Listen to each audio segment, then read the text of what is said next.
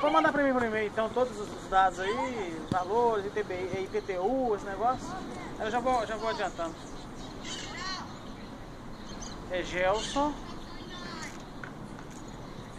Tá.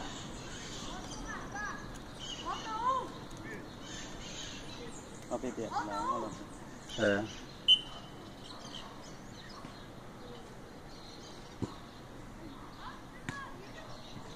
DI, D de dado, I de igreja.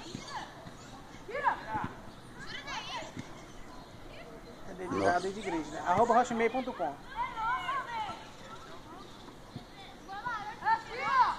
Só isso.